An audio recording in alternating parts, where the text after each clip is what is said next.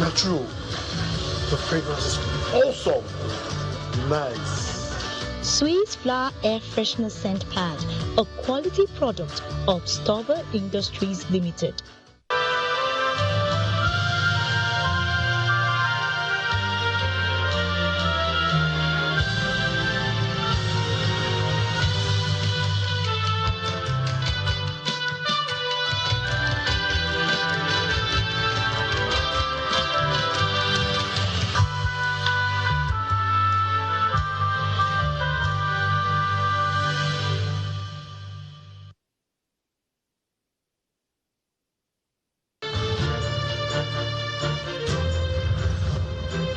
From Lagos, the nation's commercial capital, this is the news at 10. Live from Channels Television. Reporting tonight, Anne Waodo.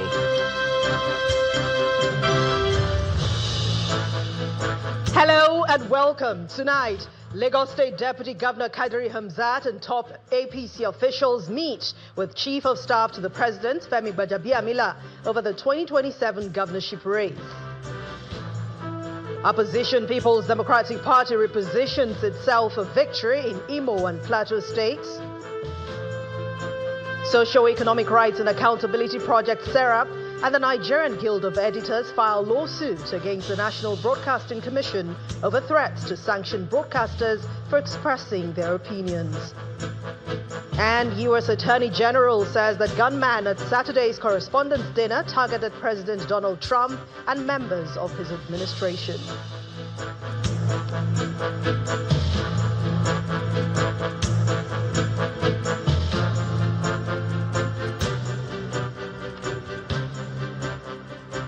We begin tonight with party politics, where the Lagos State Deputy Governor Kadiri Hamzat has met with the Chief of Staff to the President, Femi Gbajabiamila, alongside key leaders of the All Progressives Congress, as consultations intensify ahead of the governorship race. Mr. Hamzat says he sought Mr. Gbajabiamila's counsel and experience to strengthen his strategy for the governorship contest under the APC.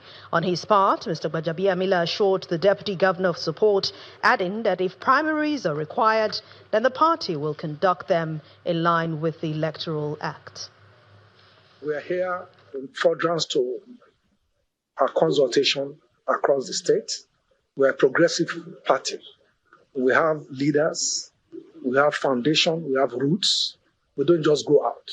And we are Africans, we are Yorubas, we are Igbos, whatever. So the part of the culture is to talk to elders, to get advice. Albert Einstein said that knowledge is about experience. You can't remember what you don't know. You can only remember things that don't. And all these leaders, they've been there. They've seen many Christmases. So we must sit down with them. We must talk to them to make sure that we get advice. What do we do? What do we not do? And so on and so forth. And to seek their prayer and blessings. So we are here to make sure that we are able to get his support. And because he's a brother. And therefore, you cannot go out there without talking to people that are close to you. He talked about process. Before he got to where he is now, there's a process that started. And it's that process that brought him here. Two things. I'm a party loyalist to the core. Secondly, he's somebody I know well. And I know his capacity. I've known him for years. So why would he not have my support? So yes, he has my support. And I'm sure he will have the support of practically every APC member. Hopefully, I believe there will be a consensus. And that's what the Electoral Act talks about. It's either we have direct primaries or we have consensus. This is the build-up to the consensus. And it's moving steadily. It's moving very fast. And I believe we'll get there. If we don't get there, we'll go to the primaries as the law dictates. And either way, this process that has started, we believe we will finish it and we'll finish well and strong. The lawmaker representing Ido-Ibarakba East Federal Constituency and Chairman House Committee on Federal Road Maintenance Agency FERMA, Aderemi Oseni has said his aspiration to contest for Oyo South senatorial seat in the 2027 election will bring unparalleled development to the district. Addressing APC leaders and supporters in Ibadan, the Oyo State capital, during his official declaration, Mr. Oseni maintains that his tenure in the Green Chamber produced tangible, life-changing infrastructure and efforts towards improving the lives of his constituents, and will be significantly increased at the Red Chamber if given the opportunity.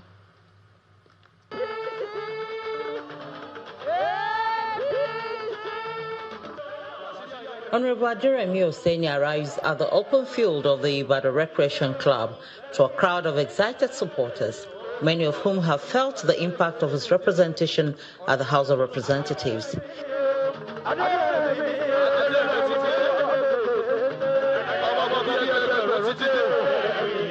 Now aspiring for a higher office, Oseni declares his bid as the APC senatorial aspirant for Oyo South, pledging stronger representation and improved livelihoods. He showcases his scorecard, urging supporters to trust him with greater responsibilities. As your leader and servant, this is a sacred duty for me to inform you all of my next political direction, so that together we may align our vision, we may align our people, we may align our strategy and our resources towards its realization. If you entrust me with your mandate to be the APC party candidate for 2027 Oyo South Senatorial District, our road to victory is clear. Our road is already structured and we are unstoppable.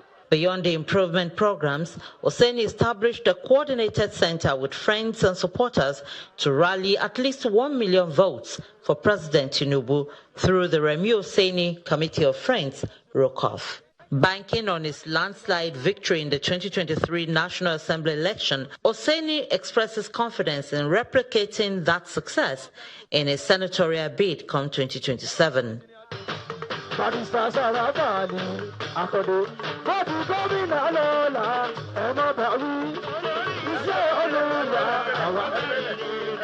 Adding symbolic weight to the gathering is Senator Sharafaddin Ali, current Oyo South Senator and governorship hopeful, whose presence underscores unity within the APC fold.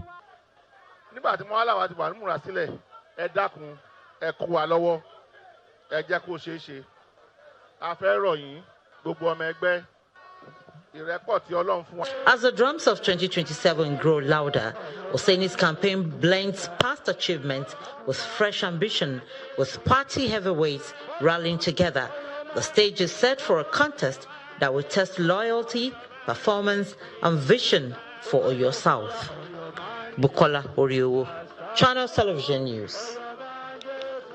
Staying with politics, former Deputy Senate President Ovie Omo-Agege has reaffirmed his support for President Bola Tinubu while intensifying grassroots mobilization ahead of the 2027 general elections. Addressing party members at Osudi Airport, expressing confidence in the administration's economic reforms and declaring his intention to return to the Senate, Mr. Omo-Agege promised Delta Central's stronger representation and a louder voice in national affairs.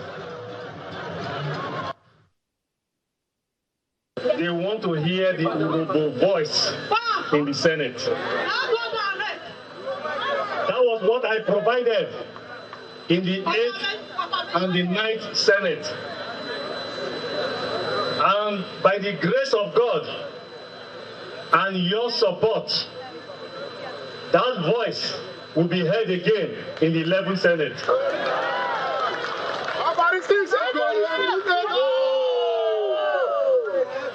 Wait here. Let me say this. I chose to run this race on the platform of the APC.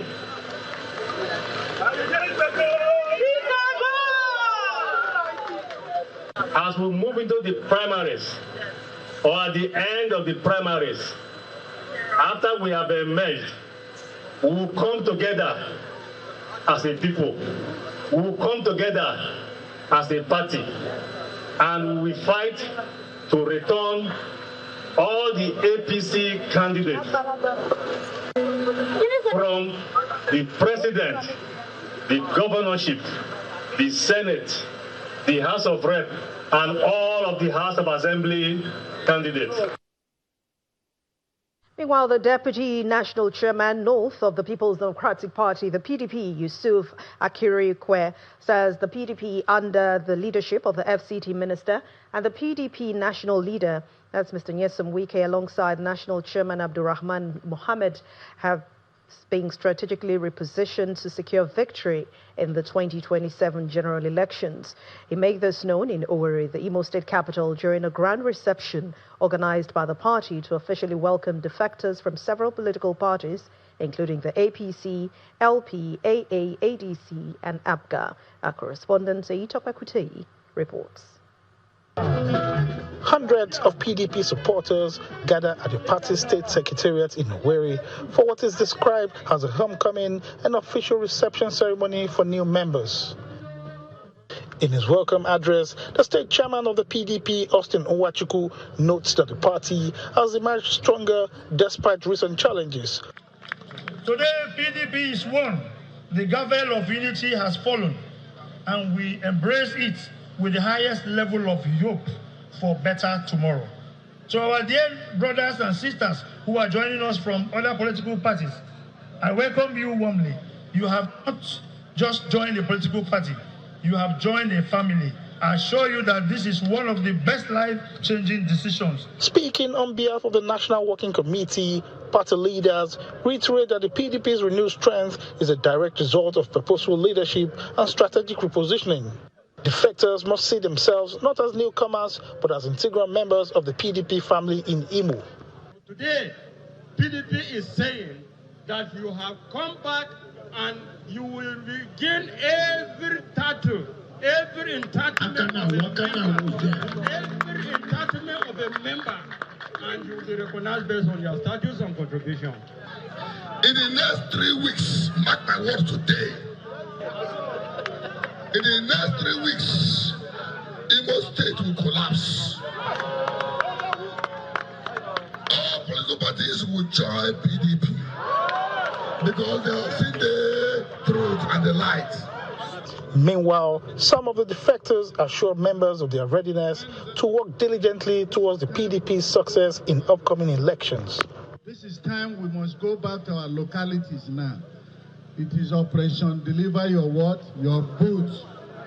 When a woman marries 2 husbands, when you marry 2 husbands, you will know which one is better. Today, we are back here. I am back here with a bulldozer to clear all the rubbish. With a renewed leadership focus and an expanding support base, the PDP appears poised to strengthen its political foothold ahead of the 2027 general elections. Seitokwe Kutei, Channels Television News. And in Plateau State, the People's Democratic Party has intensified efforts to reposition the party ahead of the general election come 2027, holding a major stakeholders engagement in Kanke local government area. The gathering brought together party leaders, aspirants and grassroots mobilizers in a show of strength aimed at countering recent defections and reaffirming the party's presence across the state. Our correspondent Percy Dabang reports. The meeting comes amid growing narratives that the party is weakened following the defection of key leaders, including the state governor, to the All Progressives Congress. But PDP leaders say the party remains strong and deeply rooted across Plateau State.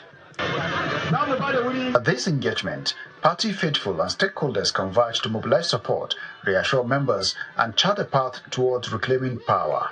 There's a narrative on the Plateau, or that some people on the Plateau that are being sold out, that Plateau, that we don't have opposition party on the Plateau. We are here to tell people that Plateau is PDP and PDP is Plateau. And that is why this context is for me to add value to the People's Democratic Party on the PDP.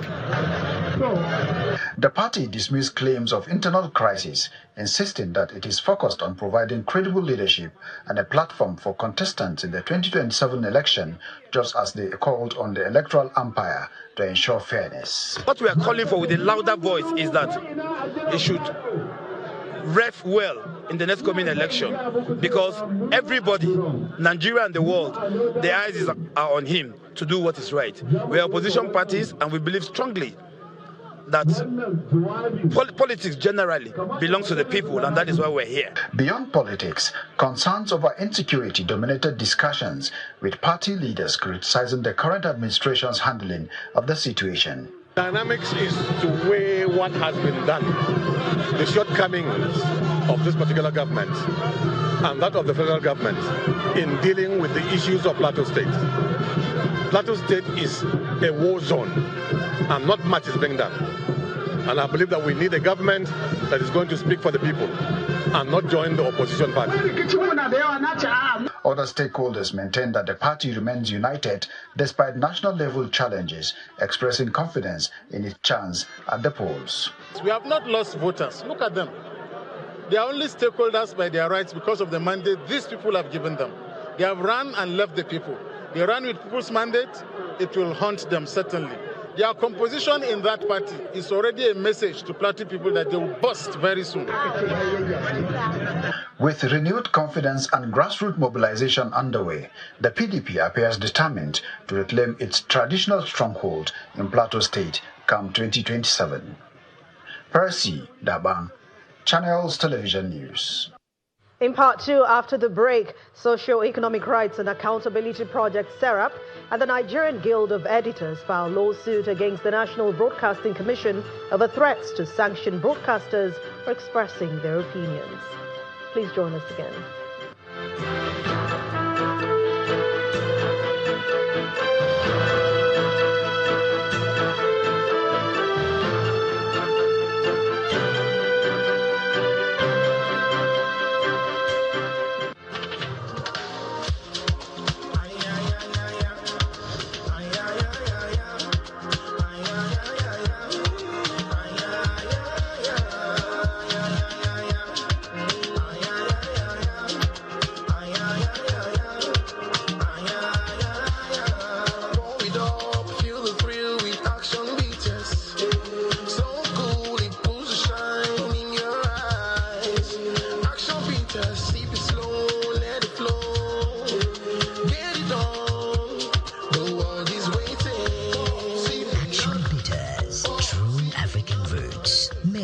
Distinctive quality ingredients by Intercontinental Distillers Limited.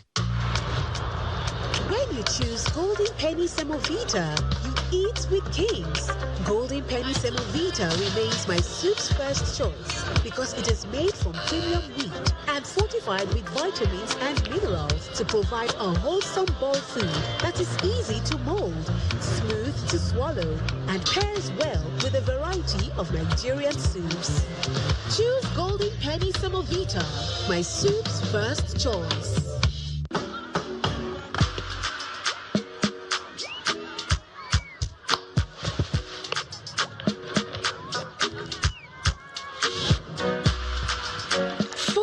Refreshment is goodness to go round. A Peak Yogurt Drink 1 liter Full House pack with more refreshment, which contains fresh cow milk. Enjoy Full House goodness filled with essential vitamin and minerals. Peak. Reach for your peak. Since Nigeria's independence in 1960, we have been building. Beyond homes, we built strong families and even stronger bonds and relationships. Beyond offices, we built foundations for forging Africa's formidable economic powerhouse. Beyond sports facilities, we built the passion of a nation. Together, you and us have built the foundations of yesterday and today. Together, we'll build the next possibilities. Lafarge, a member of Washin. Beyond buildings. Have you ever stopped to think about what truly brings us together? Is it the moments? Or the stories we create in them?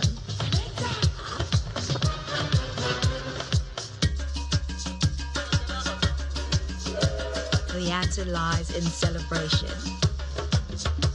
The moments that bring us all together. And anywhere there's celebration, there's Valletta. Valletta sparkling fruit drink. Celebrate every moment. Another quality product from Intercontinental Distillers Limited, IDL.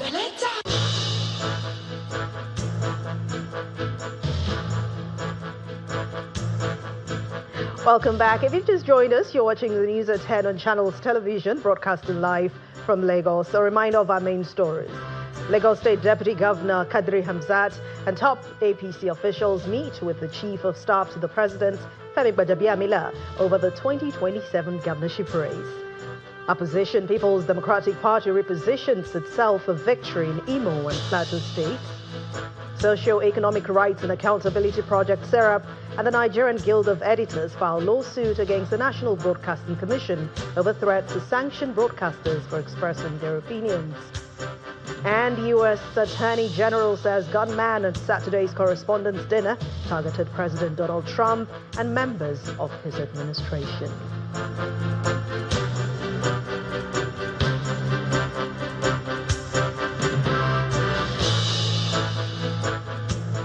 Stakeholders in Zango Kataf local government area of Kaduna State have commended the administration of Governor Oseni for the significant improvement in security and infrastructure in southern Kaduna. They gave this commendation at a rally held in Zonkuwa town, where they also declared support for President Bola Tinubu and Governor Sani ahead of the general elections in 2027. Members of the All Progressives Congress in Zango Kataf local government area of Kaduna State converge on Zonkua for a rally in support of President Bola Tinubu and Governor Oseni ahead of the 2027 general elections.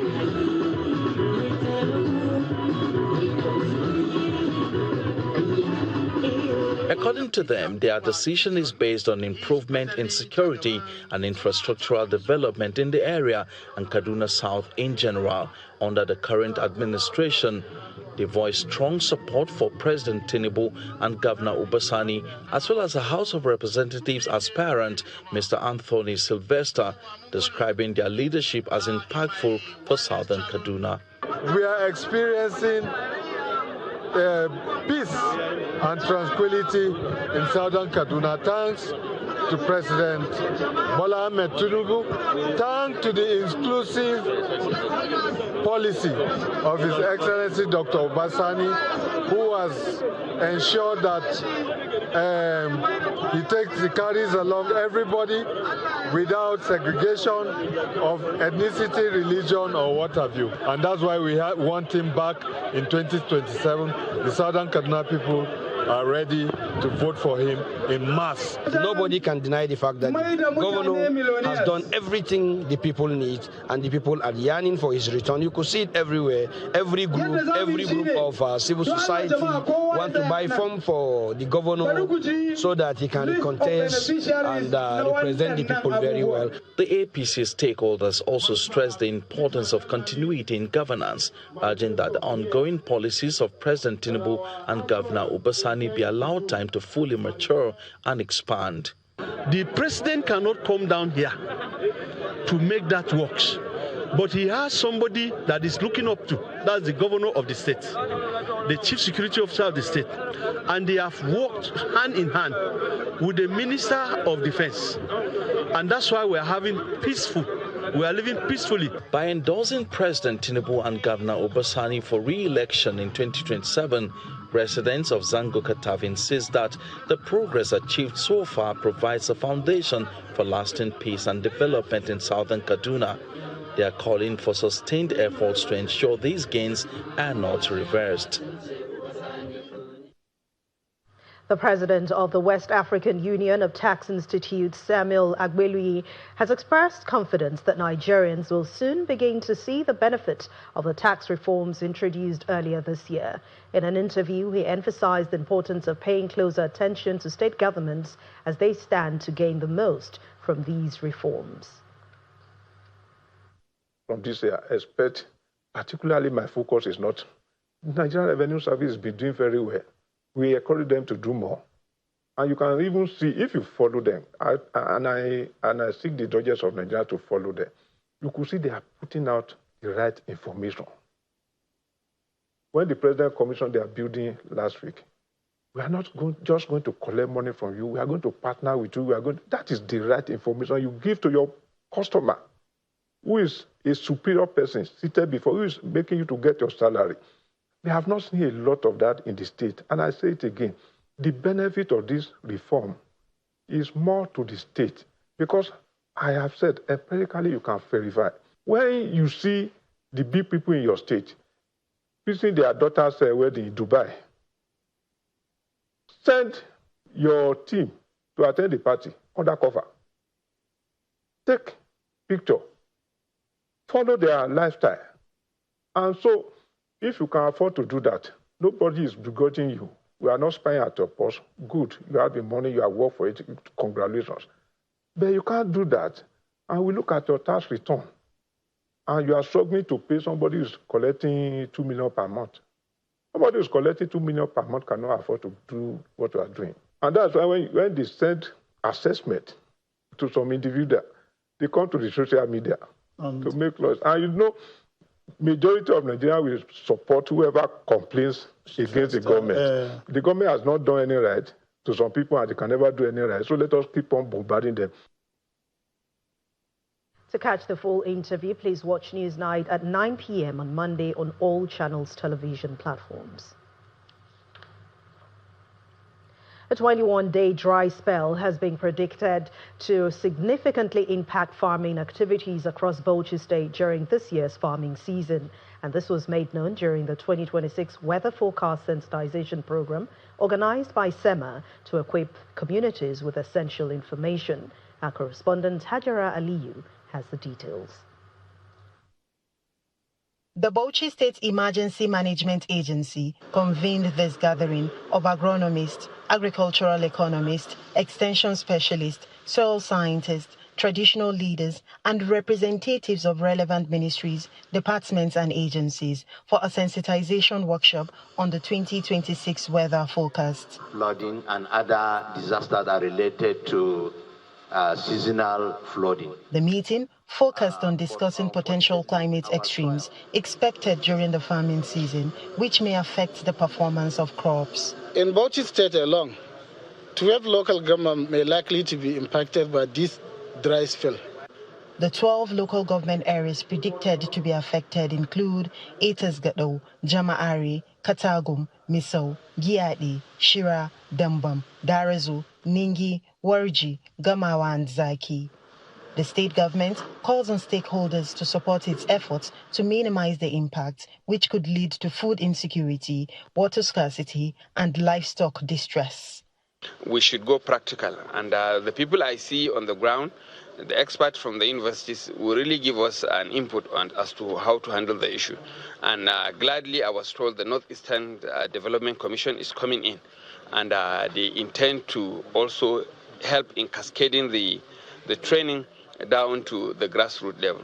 My call on them is not only information. You also should provide practical solutions to the problem. We need seedlings. Experts have advised farmers on best practices to remain resilient in the face of the impending challenges. Farmers has to be very, very careful, especially in choosing the kind of crops they are going to grow. Because this drought spell, particularly for the state, it is being predicted to happen maybe during the critical period when the crop require a lot of rainfall. Beyond the prolonged dry spell, flash floods are also expected in some communities, further complicating the situation for farmers. Hajara Aliyu, Channels Television News. We head to Kogi State now, where the Governor Omo-Agege is asking citizens to be good ambassadors of the state and to take ownership of the projects and the programs being executed by his administration. Governor Omo-Agege stated this at the launch of the Kogi Rebrands initiative held in Lokoja, the Kogi State capital. According to him, this marks a strategic shift from merely executing policies to deliberately projecting the state's strength. Government officials political party members, traditional leaders, among other stakeholders in Kogi State, converge on the banquet hall of the Government House in Lokoja for the official launch of Kogi Rebrand 2026 by Governor Omo-Agege.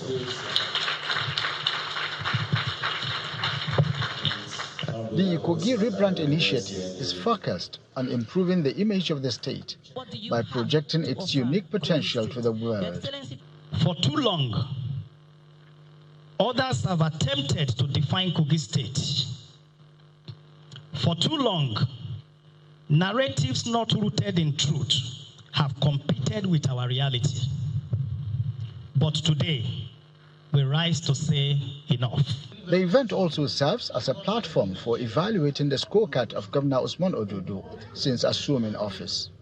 Kogi, in the quest for rebranding, has assets and that markets recognize. Our agricultural potential is very well noted. Solid minerals, we are in the forefront of that. Logistics and transportation, we have a strategic advantage there. And the possibilities of tourism and cultural value being encashed for development. You know what, do yourself. Who don't like the chief servant? Speaking on the theme, reimagining Kogi, unlocking opportunities, building prosperity, Governor Agege explains that his administration prioritizes people-centered governance. From the very first day we assumed office, we made a firm commitment to redefine governance by placing the people at the center of our policies while projecting Kogi State. He appreciates President Bola Tinubu for supporting Kogi State and ensuring the growth of Nigeria. Mr. President is the only government at the center before now that genuinely and sincerely have the interest of the people at heart. I am speaking from experience here in Kogi State. As the rebranding exercise concludes, the state government assures that it will continue to match words with action and renewed determination to reposition the state towards economic development and improving the livelihood of the citizens. The Socio-Economic Rights and Accountability Project, SERAP, and the Nigerian Guild of Editors have taken the National Broadcasting Commission, the NBC, to court over what they call an arbitrary and unconstitutional directive threatening sanctions on broadcasters. The NBC recently warned stations and presenters against expressing personal opinions as facts or bullying guests, citing breaches in the 6th edition of the Nigeria Broadcasting Code. In the suit filed at the Federal High Court in Lagos, SERAP and NGE argue that the code's provisions are vague, overly broad, and violates constitutional guarantees of free expression and media independence. They also insist that journalistic opinion is a protected right under Nigerian law and international human rights standards. The groups are seeking an interim injunction to restrain the NBC from imposing sanctions until the case is determined. Meanwhile, human rights lawyer Femi Falana, senior advocate of Nigeria, is leading the legal team in this case. Still ahead on the news at 10, NDLEA officials intercept deadly terror drug Captagon in Kwara State 5 years after its first seizure. Please join us again.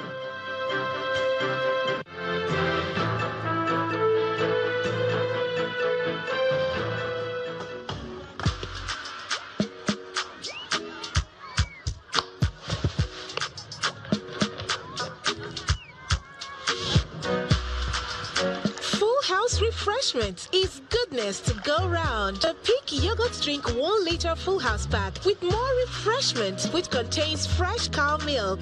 Enjoy Full House goodness filled with essential vitamin and minerals. Peak. Reach for your peak. True strength. What defines it? The brilliance of a player? Or when a team comes together to win? A solo beat, or the rhythm of many. The flair of one dancer or the art of a troupe. One distinct voice or the beauty of the symphony. At FCMB Group, we build ecosystems, empower communities, and create the future. Because we believe it's not just one, but the power of the group that delivers the future we all desire. FCMB, the power of the group. In a world that never slows, chase the whispers of silence in the rush of the ordinary. Dare to feel something extraordinary. This is more than a moment. It's a feeling poured richly into every sip. It's creamy, alluring, bold, refined. A taste that caresses the senses and stays dreamy. A pleasure that lingers like a dream. The warmth you share again and again. Ivory cream. Rich, smooth, creamy.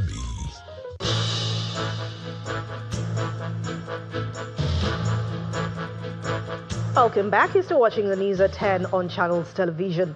Nigeria's aviation landscape is witnessing a surge in airport developments by state governments. From the southeast to the northwest, billions of naira have been committed to building new air transport hubs, with many of them located even close to existing airports. But as these projects come on board, questions are being raised about their viability, their sustainability, and their economic value. In this special report, our correspondent, Victoria Longjohn, examines whether some state-owned airports are strategic investments or just a costly gamble.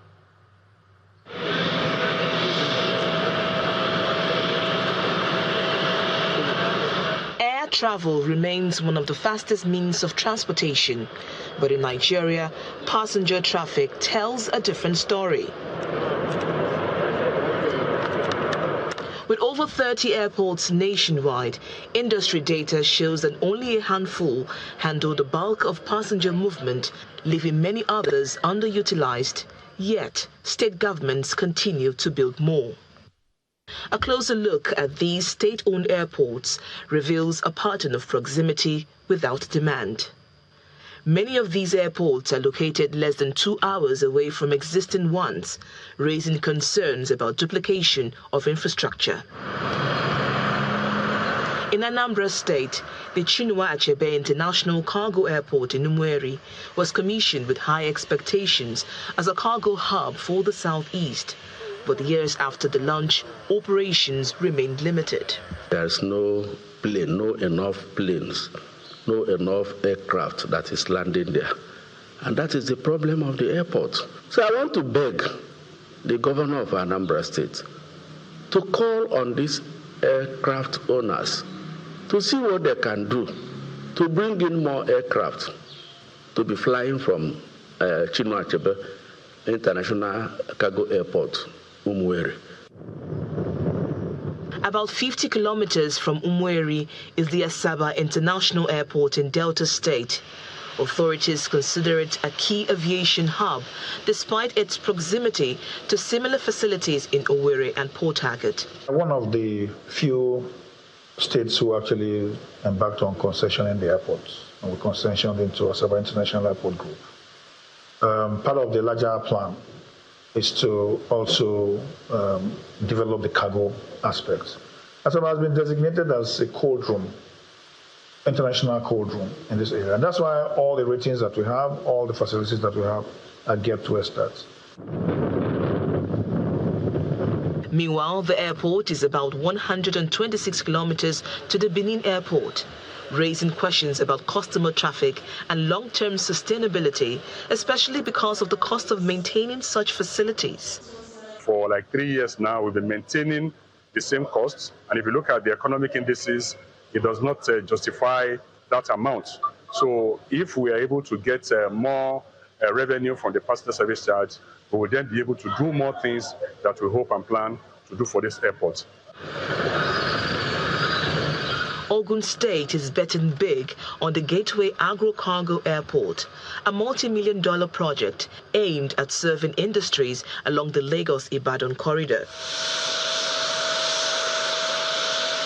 The airport also focuses on agro-cargo operations with plans to boost agricultural exports and create approximately 25,000 jobs.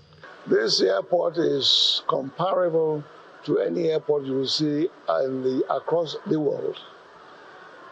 For example, the runway we have here is almost 4 kilometers long. What that means is that it can accommodate the biggest aircrafts that we have flying around the world today. Of course, Ogun State is known as the industrial hub, the major industrial hub in Nigeria. This also enhance the status of the state because it will attract so many industries, especially those who are in the area who are working in the areas of agriculture and agri-value chain. The airport is about 93 kilometers to the Ibadan airport, which in itself has suffered low passenger traffic over the years due to its proximity to the Lagos airport. Kogi State plans to develop an international airport to be located near Lokoja, the state capital. The airport is to be strategically located between similar facilities in Abuja, Ilorin and Enugu. However, critics argue that existing infrastructure already serves the region, making the project's economic justification uncertain. We are too close to Abuja to have an airport. It doesn't make economic sense in terms of the traffic that we can pull. The Nnamdi Azikiwe airport pulls almost 1 million passengers every year, which means it's a very big hub in terms of air traffic. So we cannot compete with it in terms of trying to create our own airports here. So it doesn't make sense. In Zamfara State, authorities of the Gusau International Airport say the 62 billion naira project is a strategic infrastructure investment despite its proximity to the Sokoto Airport. The airport is yet to be commissioned for commercial flight operations, and authorities say measures are in place to ensure proper maintenance and long-term viability. I believe that Nigeria will gain, especially our people also they will gain. Because by the time we started very well now, all this work, a lot of people are going to get a job here, and even the revenue of the state also will be evaporated. So by the grace of God, so far so good, things will be okay. While state governments insist that these airports are essential for development and connectivity, critics maintain that viability must go beyond construction, or these airports risk becoming costly investments with limited returns. Victoria Longjan, Channels Television News. Let's head to River State now, where there was celebration in Omuma local government area. Residents turned out in large numbers for an empowerment program organized by the member representing Echi Omuma Federal Constituency in the House of Representatives, Kelechi Nwogu. Beneficiaries received vehicles, cash support, motorcycles and tools aimed at boosting the livelihoods across the constituency. The atmosphere in Omuma local government area of River State is one of excitement and gratitude as dozens of residents gather for what many describe as a timely intervention. Beneficiaries step forward one after another to receive keys to cars, motorcycles, sewing machines, hair dryers, and financial support.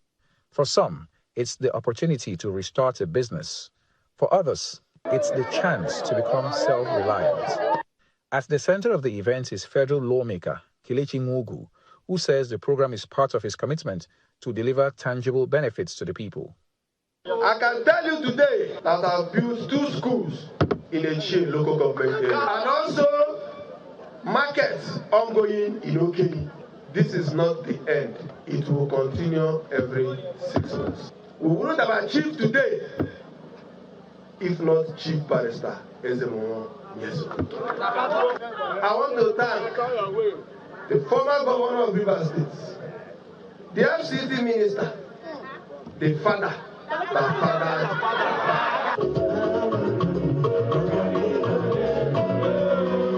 The lawmaker says the gesture is also in appreciation of the trust and support shown by constituents especially during the political tensions recently witnessed in Rivers State. We can't do everything.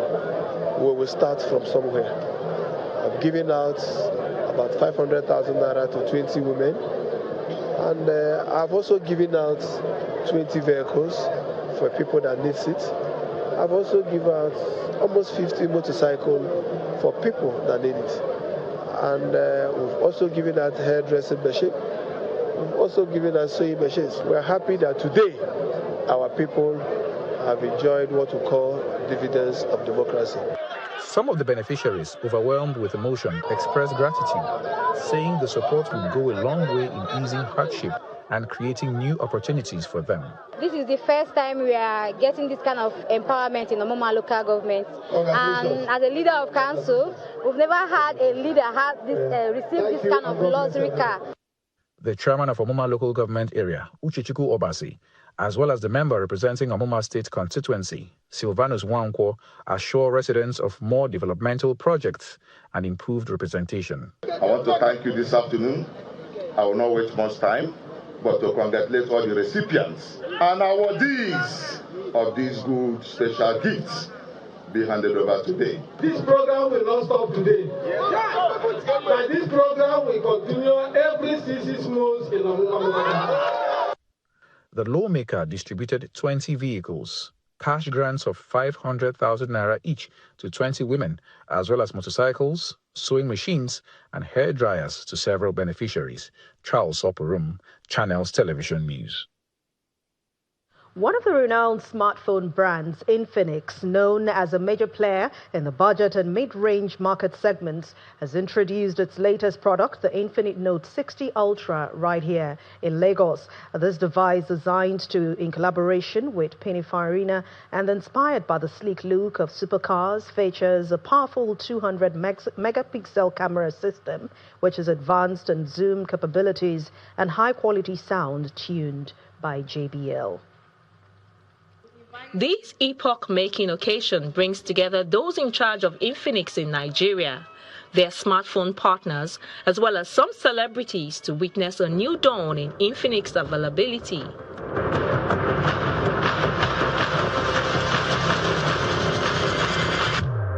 To bring this standout device on board, the smartphone maker Infinix collaborated with the renowned Italian design house Pininfarina for its next flagship phone, inspired by the sleek look of supercars. Even before you open it to see the phone itself, the package it comes in makes you feel like a VIP.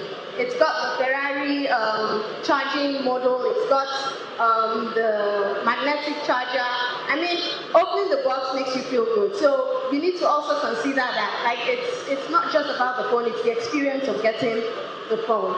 For partners of Infinix in Nigeria, it is exciting to have another quality device that shows the phone maker keeps tab with latest technology.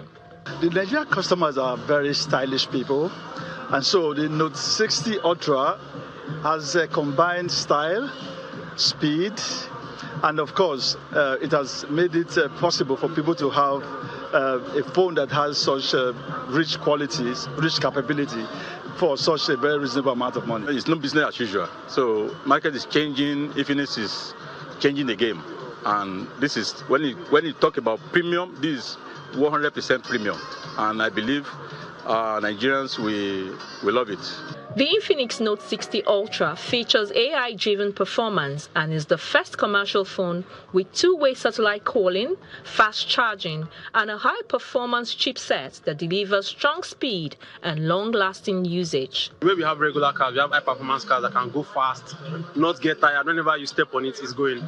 So that is the sync between a smartphone like this and the car world. So it's like we're saying, we're bringing that same DNA of design, of performance, of durability, of consistency into a gadget. So I think that's the alignment. Who creates this cool supercar is Pininfarina. So we want to partner with this talent designer to set up a new benchmark for aesthetic for phone industrial. According to the management of Infinix Nigeria, the newly unveiled Infinix Note 60 series, including the Note 60 Ultra, has recorded strong early market traction and exceeded internal pre-order targets. This success underscores the Infinix performance in Nigeria over the years, which is embedded in the strong working relationship with the brand's partners who have stayed with the device, making it available to Nigerians across the country.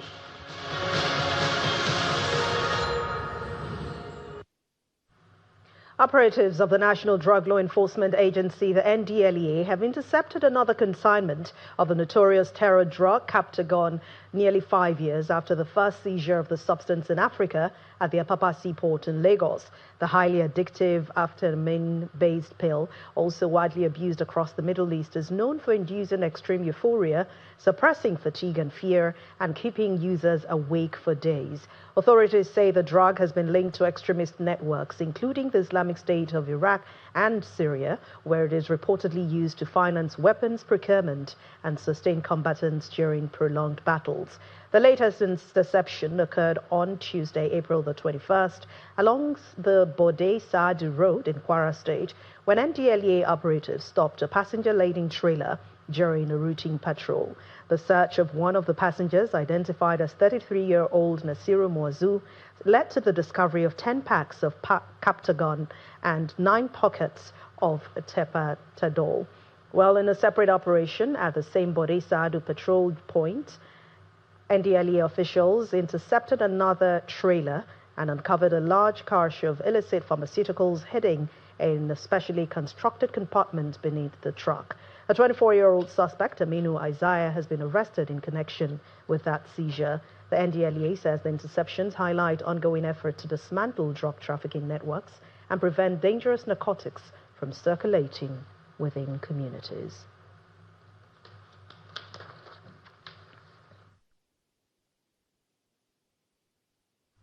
Let's delve into the world of sports now. Chelsea are through to the FA Cup final after defeating Leeds United 1-0 at Wembley Stadium. And Enzo Fernandez's header gave Chelsea the lead in the 23rd minute. But Leeds started the second half positively, but they were unable to find an equalizer as Chelsea held on for a crucial win. The Blues will now face Manchester City in the final, and that will happen on May the 16th after Pep Guardiola's side beat Southampton yesterday. Yannick Sinner continued his quest to become the first man in history to win 5 Masters 1000 tournaments in a row with a smooth 6-2, 6-3 victory over Danish qualifier Elmar Moller at the Madrid Open. The world #1 extended his winning streak to 19 matches, a run that began early match in Indian Wells. And he also captured 24 consecutive victories at the Masters 1000 level, dating back to the Paris Masters last October. Searching for a maiden title at this level in play, well, Sinner advanced to the round of 16 with the 77-minute performance against the 169th ranked Moller.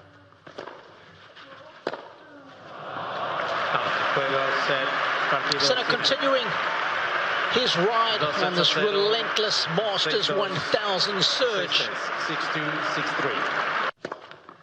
And in tennis, Coco Gauff also rallied from an illness and a breakdown to defeat Sorana in the 3 sets to reach the 4th round in the Madrid Open. Sorana had lost both of her previous career meetings against Gauff, claiming the opening set at 6-4, but then the American rallied to win the 2nd set at 7-5 and went on to dominate the 3rd to complete a 4-6, 7-5, 6-1 victory in 2 hours, 21 minutes. Up next for Gauff is Linda Noskova.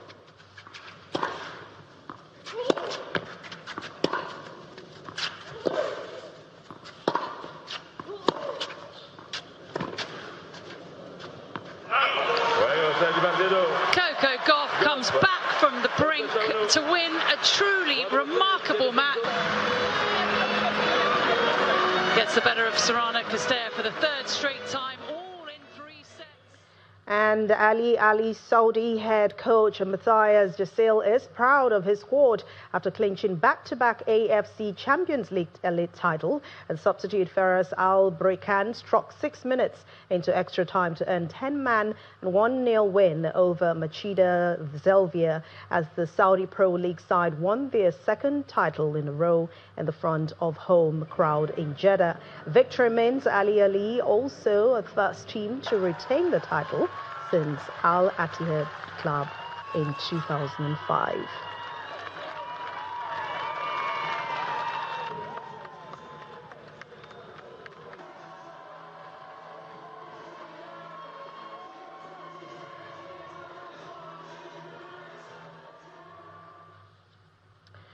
Away from sports and outside our shores, members of the Trump administration have been commenting on the shooting incident that happened at the White House.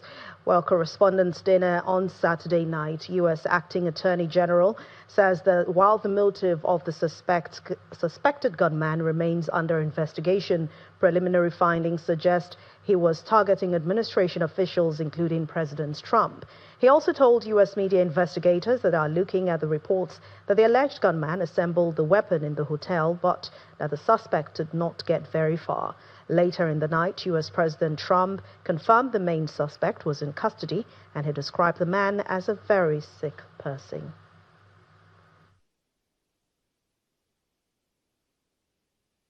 Attendees of the White House Correspondents' Dinner in Washington, D.C. on Saturday witnessed chaotic scenes in the main conference room after reports of a shooting led President Donald Trump and other officials to evacuate the building.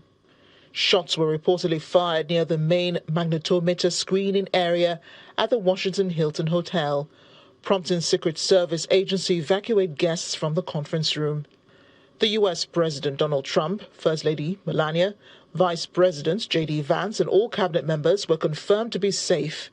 At least one law enforcement officer was reportedly injured and taken to hospital. Images posted on Truth Social show the suspect handcuffed by security personnel and fully restrained after the shooting. Local media have identified him as 31-year-old Cole Thomas Allen of Torrance, California. He's been taken to a local hospital for evaluation, while investigators continue to examine his motives. Well, thank you very much. President Trump, in a press conference hours later, confirmed the main suspect was in custody. He did say the suspect appeared to have a hatred in his heart and was strongly anti-Christian. He added that one officer was shot but was unharmed thanks to a very good bulletproof vest. You probably have it by now, put out on Truth and put out on many other platforms. A tape showing the violence of this thug that attacked our Constitution, and also showing how quickly Secret Service and law enforcement acted on our country's behalf. Really did a great job. One officer was shot, but saved by the fact that he was wearing obviously a very good bulletproof vest. He was shot from very close distance with a very powerful gun, and the vest did the job. The director of Federal Bureau of Investigation, Kash Patel, called for individuals who have information to come forward to law enforcement. And if any of those individuals have information, please come forward to law enforcement or the FBI or the Metropolitan Police Department.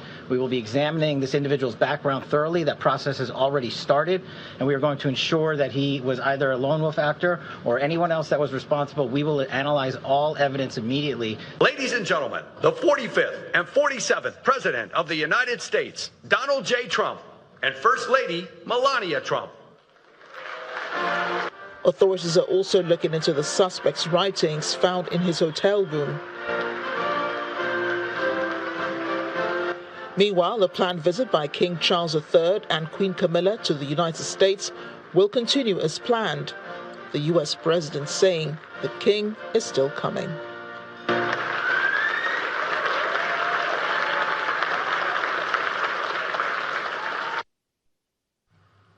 A number of armed groups have launched attacks across the Malian capital, Bamako. Fighting has also been reported around Kati, the home of a major military base outside the capital, as well as in Gao and the central cities of Sevari and Mopti.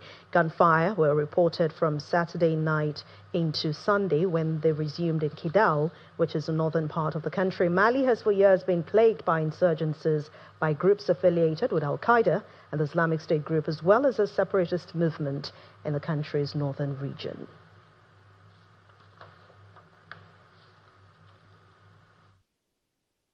And the main news again.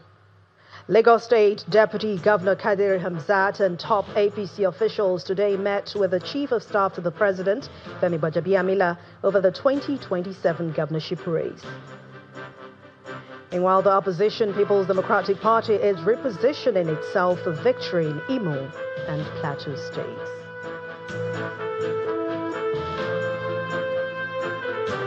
That's the news at 10 tonight. Thank you so much for watching. I'm Anne Nwawado. Good night and have a wonderful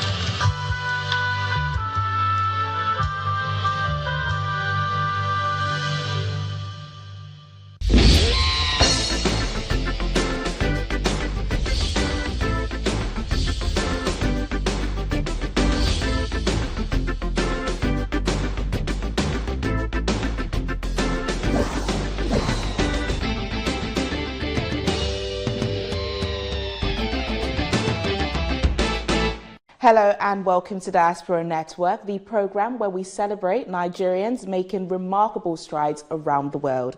I'm Teniola Oyetayo. On the program this week, we venture into the world of art. Our guest is Dr. Oseni, a British-Nigerian artist with a career spanning more than 4 decades. We reflect on his journey into the art world and discuss the inspiration behind his latest exhibition, Epic Journeys, showing at Wolfson College, Cambridge.